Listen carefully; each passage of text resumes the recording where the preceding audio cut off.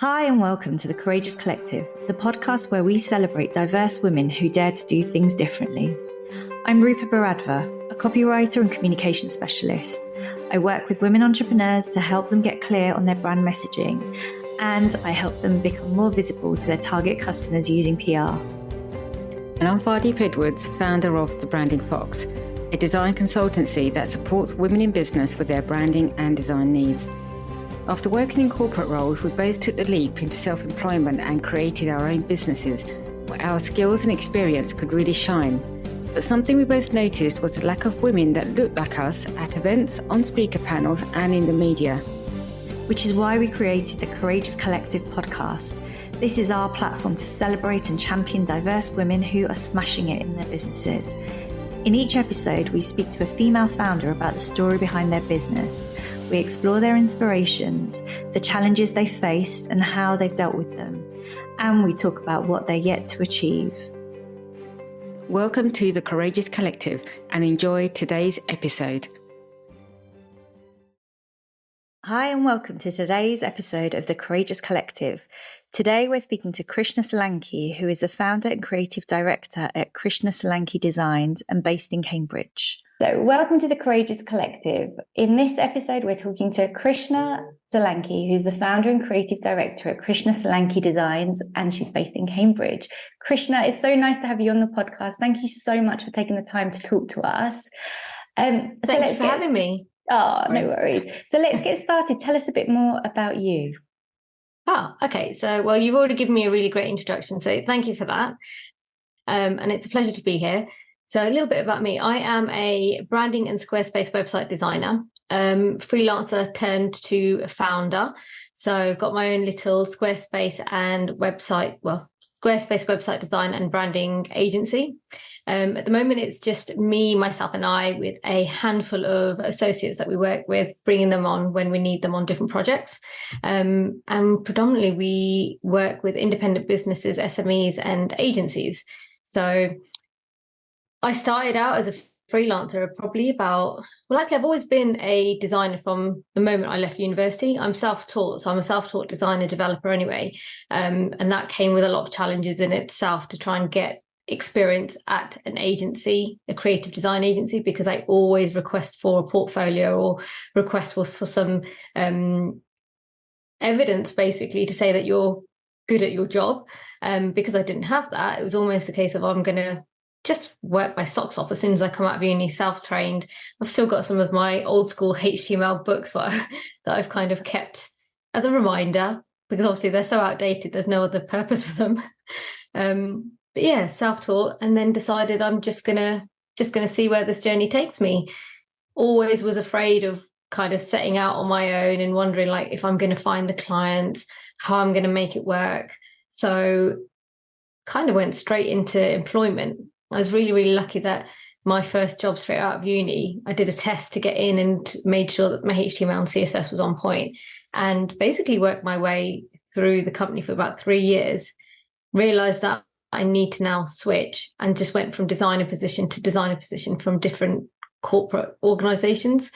And it varied over the years. Actually, I worked in like a multinational global company very first off, and then it got smaller and smaller and smaller, and it wasn't intentional, but it just felt like it was the right move to make, because the design work that would hit my desk or the things that I'd get to work on were great. The variety was amazing, and basically then realized, okay, so I've gone from corporate to a smaller company based now in Cambridge, because I used to work in London, moved to Cambridge, lived here, and then set up working for a startup. And at that startup, I pretty much did every element of design and development. So I was working on like branding, visual identities, iconography, illustrations, website design, mobile app design, everything any corporate or any business could want. I was the main person doing it, because it was a startup, which meant that anything that needed to get done, either I had to learn it, or it was a case of I had to learn it. I just needed to get on with it, basically. And I loved that. I loved the fact that it just worked like that. So, and then over the course of about 2 years, 3 years that I was there, we started a family. And then it was almost a case of I needed to have that business work-life balance. I'm naturally career driven anyway, so I wasn't one of these people that could kind of sit home and just be mum all day. I love that, but I just think I would have gone doolally. So I was like, for me, it needs to be, I need to keep me as well as my new me, which is the mum role.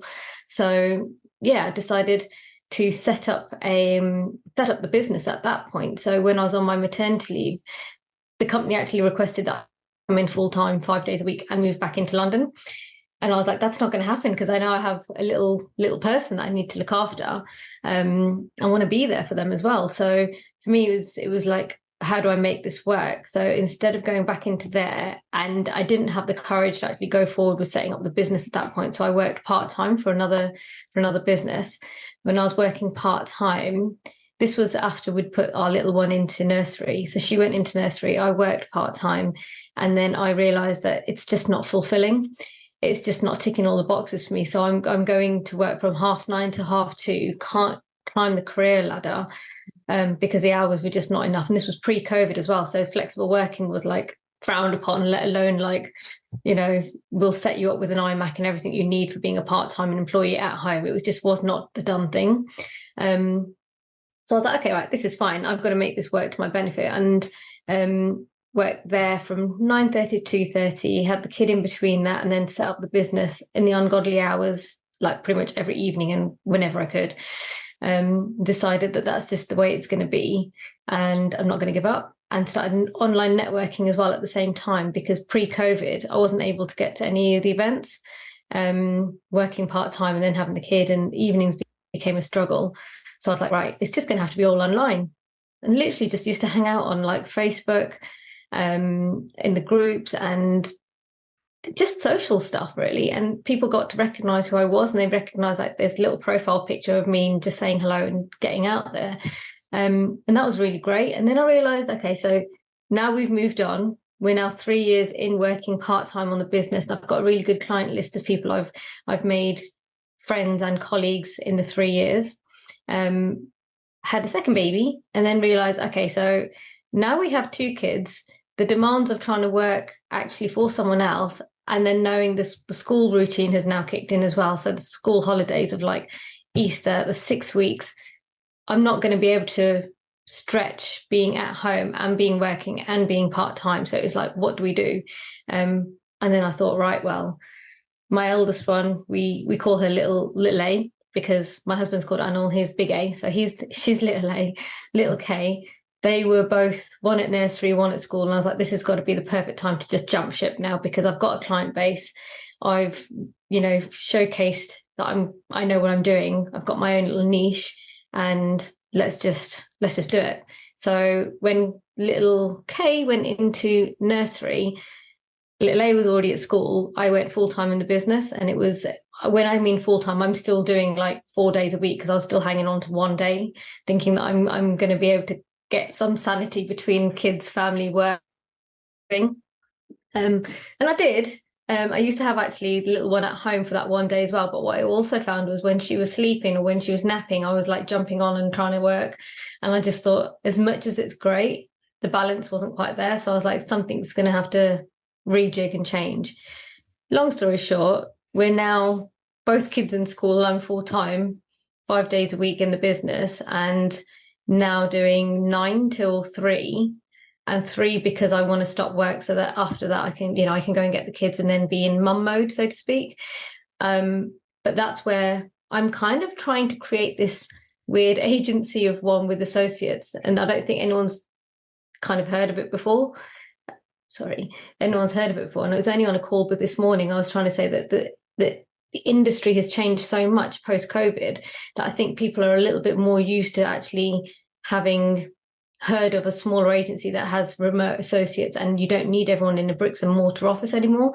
And I think that change has really helped push me forward and push the way that creative businesses can kind of move forward, because you don't need to have like an office. You don't need to have 9-to-5ers, and you don't need to have all the things you would have traditionally assumed that you need for either an agency or a business model.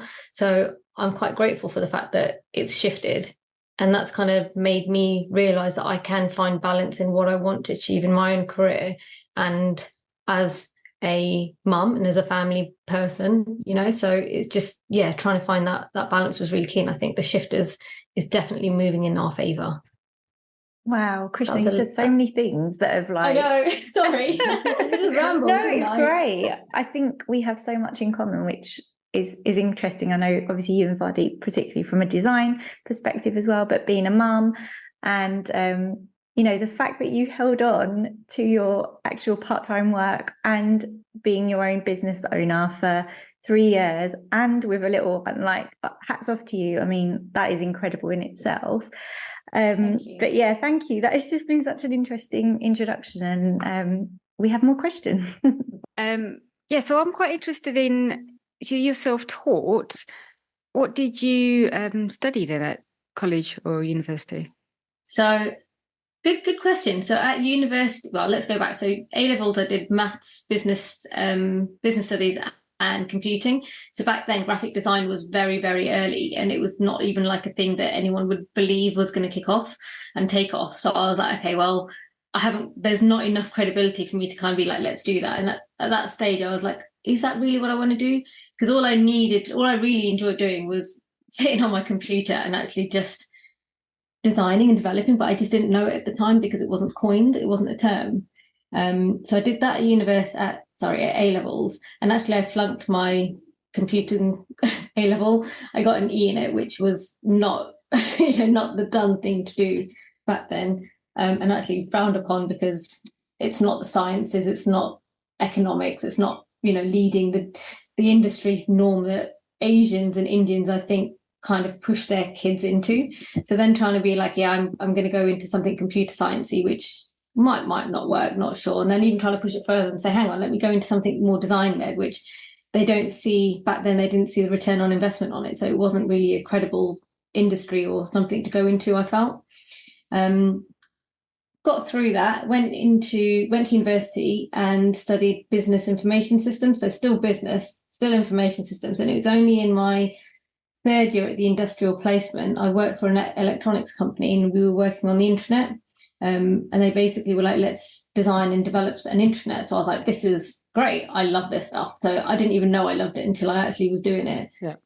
They offered me a job after I'd finished university, but I was reluctant because it was just not, I wasn't sure if that was what I wanted to do. Mm-hmm. But I knew that the job they'd given me internally was great, but just not with the company if it was my kind of, my setup. And then after the third year, final year, we had one module or a couple of modules in the course, which were basically to design and develop your own website, and completely nailed it within 2 weeks. I was like, wow, this is really easy. This is just something that I can clearly do without having to think twice, and let's just see what happens. So graduated. And I remember it very clearly because it was a case of I was trying to apply for jobs at the same time as one, redecorating my parents' house because I was still living at home, and then also bought the books and basically used Sam's Teach Yourself HTML and CSS3, which was all the rage back then. And actually, when I was applying for the jobs, the one I did get, it was because the company Inmarsat, which was a satellite communications company, they wanted to have someone who knows how to do design and build websites using HTML and CSS that's not in tables, because back then it was all table based. So moving that forward. I did the interview, did the test, got through to the interview round. They really liked the personality. They really liked the fact that I was going to potentially move to London for the job, because both the manager and his manager, they both commuted. So they were like, we need someone who's relatively local. And I was back in Coventry then. So long story short, I was like, yeah, I can move to London. Made that happen for a couple of weeks, months while I got the job, and then just worked my way up. So it's almost a case of you learn on the job. And I remember it specifically, very clearly, actually, because my first day or my first week, my boss asked me to open Photoshop and create a little graphic that was meant to go onto the homepage of the website. And I was like, I don't know how to use Photoshop. I don't know what I'm doing. I don't even know how to, I don't know how to do it, period. And he was like, that's fine. You know how to do the development side of it. So I was like, yeah, but Photoshop is alien to me. I didn't have the books then either. So I was like, let's Google everything and figure it out. And actually he encouraged that at every point, which was really good, because had he not done that, I would have probably been like, oh my God, where do I get these answers from? Do I continually just keep asking you and expecting you to teach me? And it kind of built this resilience in me that if you don't know, someone is going to know. There is going to be something out there. The internet's a massive place, right? Yeah. So Google it, YouTube it, you'll find your way out. And pretty much, I've got to say that's just how I started. Yeah. And even still, if there's something I'm not sure about, if I can't lean on or ask some of the people I am in my network now, I do very much go into like stalk mode on Google and, look it up on YouTube, because someone out there will have worked it out. Yeah. And it's just a case of reaching out and trying to find out and ask the right questions at the right time. So, yeah. That's amazing that you've made that career as well, being self-taught. So you've obviously got the resilience and the skills to as well to kind of carry on that journey. Yeah. Do you think it was always your plan to be a business owner? I mean, you kind of said you'd like to set that up when your children started school, but what are your plans? Were you, do you think when you first started, did you always think, oh yeah, I'd like to have an agency one day? Yeah, well, another great question. So when I set up after university and I was in using the books, my very first client when I went freelance, I was doing freelance work on the side. I helped her set up a website in Flash. I don't know if you guys, I remember Flash. It's disgusting to think about how I did that back then, but I remember thinking, this is great. This is the way the internet's going. Everyone needs to have this animated stuff, right? So I remember doing it on there, and I kind of, because I didn't have the degree associated credibility background, the agencies wouldn't hire me. So that was a big thing for me, and it really ticked me off, because I was like, there is no way that I just don't understand the logic behind the agency owners or the marketing manager, or the people who are interviewing you. I didn't understand their logic of just not even looking at your experience and your credibility and what you can do if you don't have that background. So I was like, it just bugged me. And actually back then when I worked on that first client, I set up what I called my freelance business, and I set it up so I was like, we do animation, we do Flash websites, we do HTML, we do branding, we do everything. And it was almost like we, but back then it was very just me. And I kind of was like, this feels really weirdly fake. And it didn't run for long because I didn't feel confident and didn't feel authentic enough. So I kind of I let that die and continued doing, freelance work, the odd bit of design here and there whilst working. But yeah, it spurred me into thinking that one day I'm going to set up my own business that's going to be credible, and it is going to be an agency where you don't get judged for like the background that you've kind of got and or haven't got kind of thing. So yeah. You've spoken before about your challenges kind of when you started your business. I'm quite interested to know what your family thought when you decided to kind of take the full leap into, becoming a business owner. How was it perceived?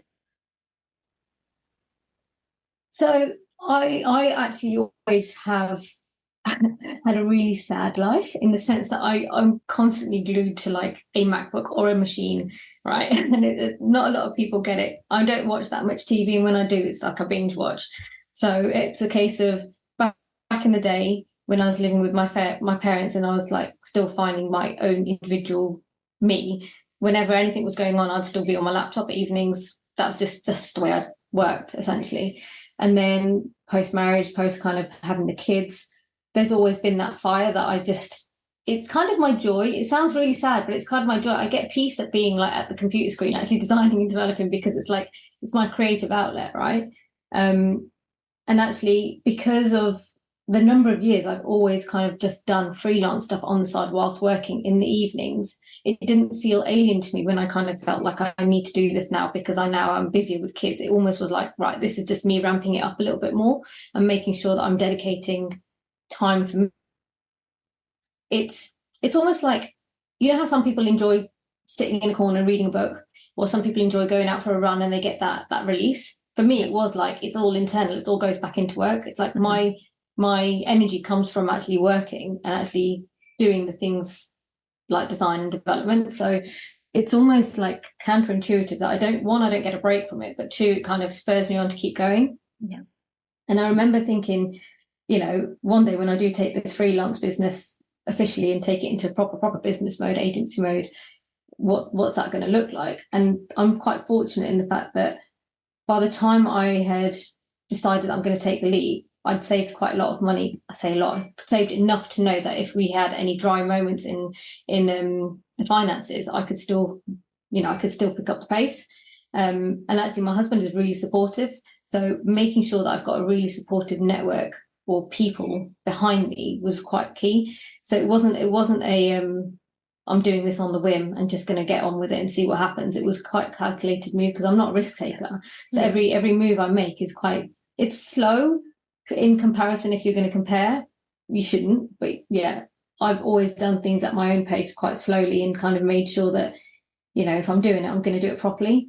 So when he kind of was like, right, well, it doesn't make sense that now we have 2 kids and you're working 9 till 9:30 to 2:30, and yes, we can lean on after school clubs and morning breakfast clubs and all that kind of stuff, but you're still going to end up running and rushing around to do all those things. Because he used to work in London, he was a proper 9 to 5, so getting him into London meant that he was out from 6 in the morning till 6 in the evening. So literally the whole day was me running the home, running the kids, running work.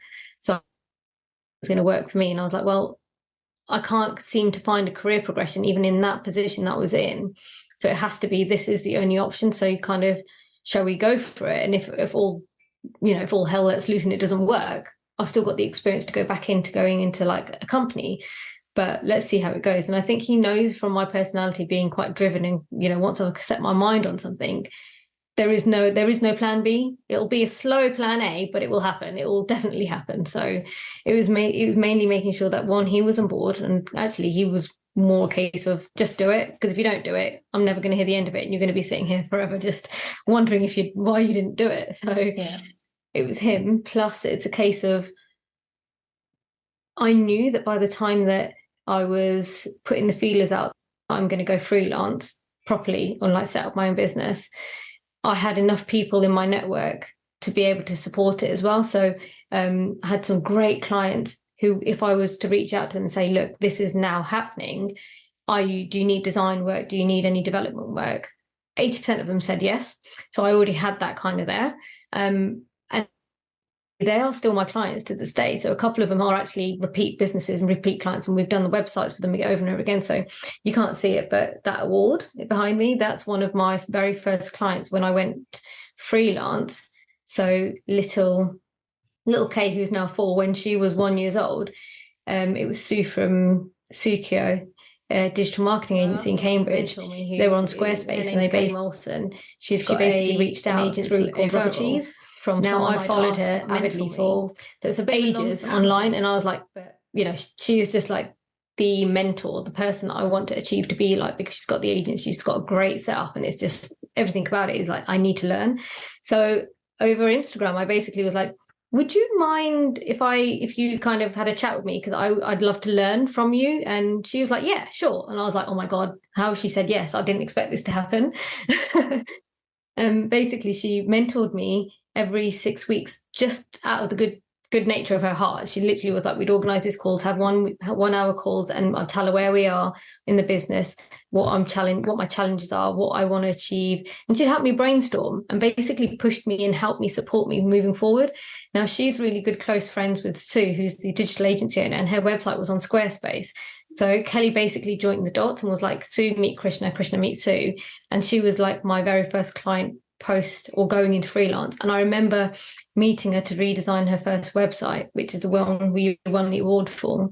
And I'd meet her at the David Lloyd, put the kid in the creche, and actually ask her to come to David Lloyd Club so we could sit there and just have this meeting, because I was like, childcare is quite tight, because my husband used to work in London. So it's like, I can't physically organize all the people I'd need to. Whereas if I just put her into a crash for an hour, I could bash out this meeting, then go home and then do the ungodly work that I could do, and work around it. So that's how that all came about. I can't remember the question. Well, first of all, I was just going to say, amazing organization skills, and thinking of using the David Lloyd crash is just like genius. But also getting a mentor. I mean, to see somebody who's kind of got the business and, you know, that you would like to have, that must have, you know, been made such a huge difference on how you have then gone about your business and kind of what you've done. And I think Vardeep and I've spoken about this before, but we sometimes struggle to find those role models or allies. And sometimes it's just a case of not asking, but as you've shown, you know, just asking that question has brought you so much. Absolutely. I am a massive, massive fan of just ask, just do it. Because if you don't ask, you don't get. And there's always going to be that thing in the back of your head that you didn't ask, so you can't move forward. And then it turns into like a repetitive thing that you can't move forward and you're struggling. Whereas if you just ask, whether it's for help, whether it's for advice, you ask, you get. I mean, you're not going to lose anything, because unless you don't ask, right? So, and actually one of my very first associates, Sammy, she asked me if I would help her, and I was like, yeah, sure. And that's kind of turned into like me then just giving her advice, to then thinking, you know what, I could probably just give you some work because I've got loads going on at the moment, and we share the work. So I give her some stuff every now and again and bring her in on the projects as well. And that's turned into again, if you don't ask, you don't get. A lot of the associates that I work with now, they've actually come to me because they're like, oh, you're doing amazing. Do you need any help? Can we kind of work together? What's the opportunity or potential look like there? And in my brain, I'm always recruiting anyway, because to me, it's like, if I can help other people to come out of where I have once been, to me, it's given back. But also it's like, they're getting something from me that they want to learn. They want to break their molds of whatever they're in, and everyone wins. I mean, you don't have to have it like it is always been, that traditional route. You can kind of forge your own way and make it happen. And if you're helping other people at the same time, it just makes common sense to me. Like, yeah, just do it. But it does come from just ask. So there was a call I had with someone a couple of weeks ago from the Squarespace circle, and bearing in mind, like, a lot of the connections I do make online still, if they are not easy to get to. So having made them online, we arranged to have a coffee in London last week because I was there for a lunch. So I was like, yeah, let's just have this coffee. So at the end of the conversation, it's turned into, what does it look like if we were to partner together? And he might actually be another associate that we take on. So we're looking into that at the moment. And actually, he's got a really great business of himself as well. So it's just leaning on each other for whatever we need, essentially. I mean, there are so many business owners out there that just think that competition is like, you don't talk to the competition. You don't necessarily need to ask them something because they'll get insight on how you run your business, or they'll get insight into pinching your clients. But actually, there are so many people out there, and there are so many opportunities out there. You shouldn't really be thinking like that, because your own USP brings you out in your own way. And if you put that into the business and your business has got its own USP, it's almost a case of, there's enough to go around for everyone, and actually helping and getting around rather than stealing and getting around is a better way in forward thinking and moving everyone's business forward, I think. So, yeah. 100%. And thank you as well, because you were so generous with your time when I was kind of considering starting out. And I just remember you giving me such useful advice. 100% agree. Like, the work is in abundance, and actually, it's so much, I don't know, it's such a lonely life as well, being an entrepreneur when you work for yourself, you know, day in, day out, you're probably working from home or from a coffee shop, but actually building that network is equally so just as important and as nourishing for your business as it is you putting the hours in, isn't it? So absolutely. And that's a really good point, because it can get very lonely, and it's almost a case of, if you don't have a support system or you don't have a network, I would actually say go out and find that network, go out and find your people, and find the ones that are going to be on the same wavelength as you, that are almost potentially even at the same journey as you, or like if they've started out at the same time as you, then that's quite important, because you'll probably have the same challenges and the same wins at the same time or around the same time. So being able to share that is really key. But that doesn't mean you limit yourself to the people there. I would also then say find someone who's that little bit ahead, so you can, one, learn from their journeys, their mistakes, because if they're willing to share them, then that's only beneficial for you to then take that on board and kind of rectify or build it into your kind of work life, so you can kind of learn from it. But yeah, it is a case of, so again, when I went full time in the business, I remember speaking and I joined some local networking groups, and I've met quite a few people who were at the same business stage as me at that point, and we are really good friends now, to the extent that we are actually collaborating on lots of projects. So my photo shoot that I got recently done, I think last year, something like that, it must have been last year.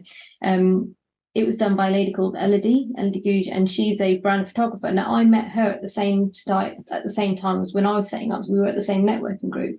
And one of my associate copywriters I always lean to and we work on as well, her name's Kelly from Happy Comms. She's also one of the people I met at the very early stages, and we've kind of helped each other through our journey, and we still do. And it's nice because at any point, if anything goes quiet with any of us, we kind of do. I do like to say, "Hey, you okay? You reach and you haven't heard from you on Instagram. You're not making as many moves, or how are things going?" And it's almost like they don't feel bad in saying it's not great at the minute, or what we're riding on this high is really good, because we kind of support each other and champion each other on in the highs and the lows. And I think if you don't have that, it can get really lonely. So yeah, get out there and try and find people that can be with you on the journey. It's important.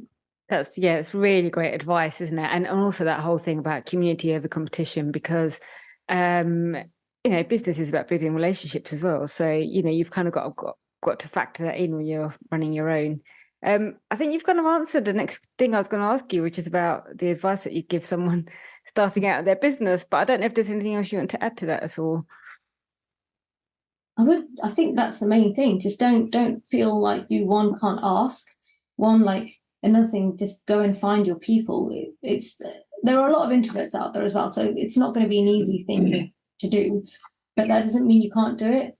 Even if it is like just doing it online and socializing online until you feel comfortable to actually go to a networking gig, and then going out there and actually meeting them. But one of the things I found when I did eventually go out was, because I'd met so many people online and they knew this little profile picture, by the time I turned up and went to an in-person meeting or a networking event, I kind of did know, or was expecting to know, at least one person in the room, so it didn't feel daunting.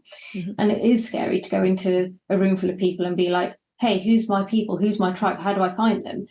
Those are simple questions that are really hard to answer. And it is just a case of going to things, pushing yourself that tiny little bit.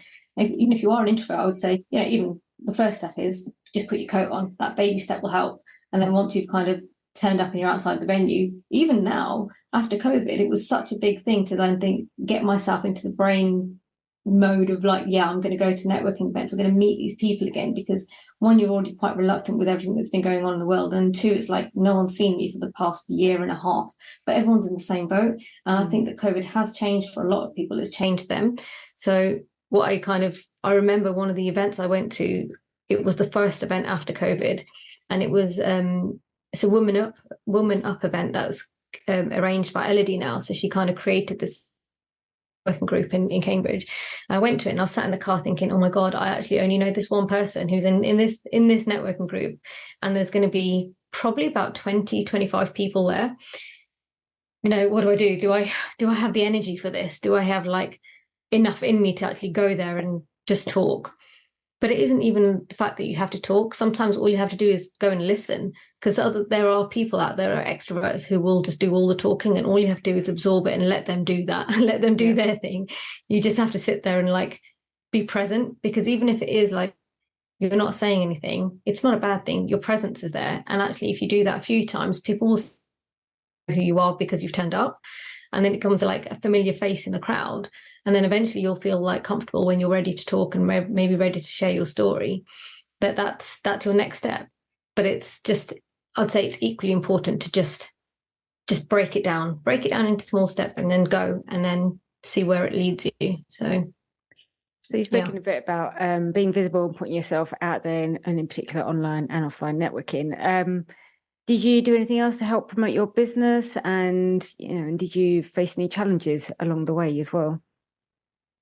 So other things I've done to promote the business. So actually, as I started doing online networking, and then eventually went into in-person networking, opportunities just rose. Because for me, I think it's really important when you go to these things, yes, you get the opportunity, or you try and share who you are, but you listen to what the others are, what their journey is, because just that small conversation can spark such a big thing. So me listening into, so the first time I went to the marketing meetup, have you guys heard about the marketing meetup? We must have heard about it, right? Joe Glover, right? Yeah, I went to their first event, actually. It was only last month. So I'm fairly new to their kind of community.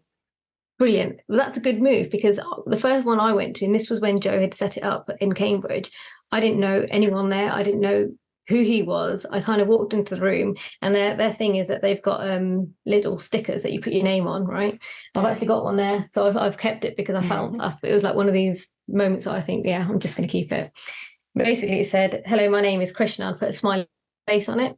And then walked into the room, and I realized no one else has got a smiley face. And I was like, oh God, this is just awkward, because I'm like the least professional person here now. But then I found Joe, and I was like, oh, look, we've both got smiley faces, but I didn't know who he was. I didn't realize he was the guy who actually organizes everything. So just that sparked a conversation. Like, right, we're the two weirdos, the smiley faces. And that's how I approached the conversation. But having spoken to him, having heard like what he was doing, and he's an introvert in himself as well, and like hearing his story, and then going to other networking events and just listening to other people tell their stories.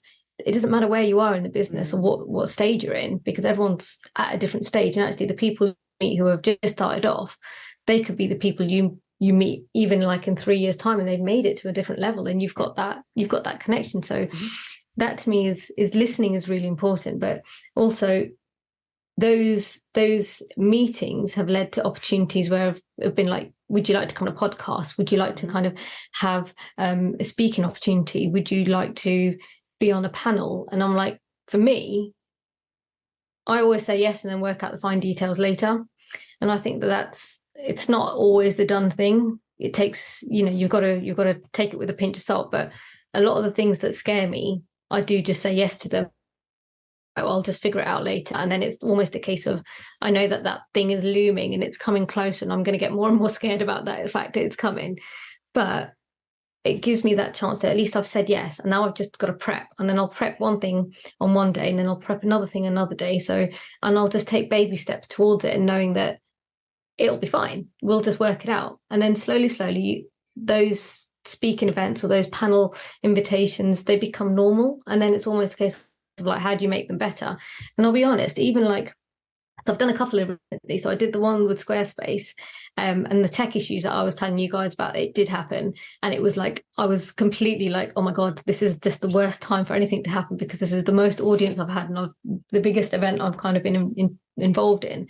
But it led me to think, actually, you know what, I'm going to need to get a microphone. So then I was like, right, I'll just get a microphone to make it happen. Did a little bit of research, asked a few people on there what they've got, bought the microphone. And then since then, I've had 2 or 3 other opportunities, and I feel a little bit more confident in knowing that when I kind of present myself, I know that it's more professional. And then obviously there'll be things that will come out and be like, that wasn't quite as good, because I'm quite critical of myself. So I always think, everyone always says like, oh, you give yourself a pat on the back, you've done amazing, and like, you've got so far. But the only thing I see on the other side of it is like, actually, I could have done this better. I could have had this bit better. I could have done this bit. It's almost a case of, I find like the niggly bits that you don't want anyone to see, I find them and try and improve on them. And it just pushes you forward every single time. But yeah, it's what was the question again?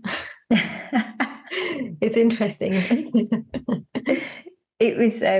It was just about how you've promoted your business and kind of yourself along the way. And yeah, 100%. We did that microphone research ourselves, and we finally found a model that we like. But it doesn't make such a difference, when you invest in yourself, in your business. You do feel more professional for it. I mean, if we all rocked, in our joggers and just like slap the camera on, and it was just, I think you do present yourself in a better way, and for that you make yourself feel better as well. So and that's actually that's a really good point, because I remember one of the first things I invested in for my business was brand photography. So the 3-4 years ago, actually it must be 5 years ago, I remember finding someone online, because I didn't have a brand photographer in my network. This is pre-Elodie, and I hired someone who I knew. She was another business owner who I admired, and she was way ahead of the game than me. She was quite ahead. So I was like, who has she got? And then I worked out that obviously it's all, because with Squarespace there are a lot of American businesses, so me looking at other industry players and people like that, I kept finding people who are in America, and I'm thinking, I can't hire someone from America, there's got to be photographers here, come on man, like let's be honest. And then I found this one lady, and she was in Bristol, so I thought, well, it's either I go to Bristol or she comes to me. And I was like, well, what's going to be more convenient? One, because I've got the kid, I've got the work, the house, everything. Like, it just makes more sense for her to come to me. And actually, it was the best thing. So she actually helped me find a venue that we could propose was the office. She found that, she liaised with all of them. And it was down the road in Duxford. So we hired a co-working space in Duxford. I took my setup. She did the photos and did the whole shoot and everything like that. But that was the first investment I made in anything that wasn't me doing it myself. So hired her. And now actually I hired a copywriter as well, because I was like, I just can't spit the words out. I can't get them out. And I don't know what I'm meant to be saying for my own website. It's challenging. I just can't do it. So I figured, if I'm going to be serious about this and I want to actually invest, you've got to think of it as an investment rather than a cost. So very early on, one of the advice coming back to that point as well is if you're going to do something for yourself and it's going to be for the business, not to think of it as a cost, think of it as an investment, because it's going to elevate you and push you forward into where you want to go and how you're going to move. So yeah, thinking that bit on board. Yeah. Love that. Thinking of an investment, thinking of it as an investment rather than a cost. You spoke previously about you building an agency model and kind of it being kind of more fully remote, etc. So where do you see your business in the next 5 years? Where do you see yourself kind of going? It's a great question. And I would like to say I know the answer to that, but I genuinely don't, because the goalposts change so much. It's like I see the goal and I'm like, yeah, I'm going towards that. I'm making it. I'm going to make it happen. And I get there. I'm like, hang on, I've got so much more further to go, because now my goalpost is over there. So I'm constantly moving. I mean, ideally, I'm on a agency growth consultancy mastermind group at the minute, which is helping me kind of push myself forward. The good thing about it is that without sounding really pompous, I've already got some of the ideas and some of the things and the resources and things that they teach you. I already have that, because I've just been digging it up and trying to find it myself, and I've asked the right questions at the right time. So that's really good. So the next 5 years, ideally, I'd like to say, it sounds really ambitious, but I'd like to say that I could take off the school holidays and just be present more with the kids and doing anything else, stepping away from doing the design work, and actually having a team that will be able to do that, but me being there. And when I mean being there, I mean like being involved, but not as much as I need to be for actually pushing out the work to get it done. So that's where the associate models come from. So it's almost a case of, the baby step is, I'm not going to go in and hire someone straight away, because I think that, one, it's a really, really challenging thing to do, knowing that you're going to be liable for someone else's mortgage. And for me, it's a case of, yeah, I want to make sure, as much as I've got money in the bank to pay that person, I want to make sure that I don't just make a rash decision and be like, yeah, I'll take someone on and then we'll see how it goes, and I can't pay them 1 month, or I'm stressing out because I haven't got the finances in the agency or something like that. So for me, it's a case of, do it again, do it properly. So find the people, even if it is associates, hopefully if they see the vision that I have for the business, that I do want to build something that's going to be changing for their life, agency life, and they'll want to come on board. So coming back to the next 5 years, maybe it will be a case of, hopefully maybe I'm hiring a couple more people to make them permanent in the business. But permanent doesn't mean 5 days. Permanent might be 2 days a week, but it'll be, I've got their time and I've got their value, and they're invested in where we want to grow together. And then if that turns into, hey, we've got loads of work, let's do 3 days. If that's 4 days, 5 days, we kind of grow and evolve and make that happen as a team. That'd be really good. And then obviously at a certain point, we'll have project managers, we'll have designers, developers, all the client work. The dream is there. If it happens, it happens. If it doesn't, we work a little bit harder to try and get it to work. But yeah, and as for how that's going to look, who knows? That's what I've dreamt up. So let's see if it can happen. I think that's great that you've got a really sort of flexible outlook on it as well. And it's really interesting to hear different people's perspectives on where the business will be over the next few years. And I think you're right. I think the workplace has changed, quite a lot since COVID, and it's going to continue to change, especially with next generation. So it'll be interesting to see what that agency sort of model looks like, because I don't think it's the traditional one that has been around for many years. Agreed. So fingers crossed. It sounds very exciting, Krishna, and it's exciting, but also gives me sleepless nights. Let's be real. That's a good sign. It is. And actually, coming back to that, the goalposts, they are. I don't believe in setting goals that you can't change, because you shouldn't be so strict on them that you can't adapt them, especially when it is such a small business. Obviously, if you're talking like £1 million company or a multi-million corporate or something, it's a lot harder to switch your goals. But when you're working at a small scale and you can work and be agile, it's important not to stress yourself out when you don't hit that goal or you don't get that target, because it might have just taken you in a different way. So yeah, being flexible is key. Yeah, definitely. Well, thank you. Rupa, is there anything else you'd want to ask at all? No, we just wanted to find out where people can find you and connect with you online. Good question. So I am Krishna Solanki on LinkedIn. There's a company page, Krishna Solanki Designs. There's my website, krishnasolankidesigns.com.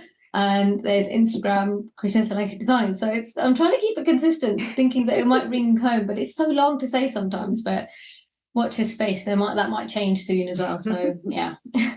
Sounds exciting. Well, thank you so much for talking to us. It's been an absolute pleasure. I've learnt lots, and we wish you so much success and luck in the future. It sounds like you're doing amazing things with Krishna Solanki Designs. So thank you.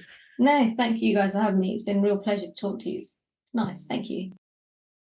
Thank you for listening to today's episode. The Courageous Collective is created by Rupa and Vardeep Edwards. We really appreciate your feedback, so please like, share and follow us. Please also subscribe to receive an alert for our next episode.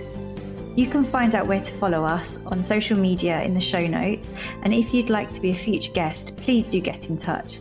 Thanks, and see you soon.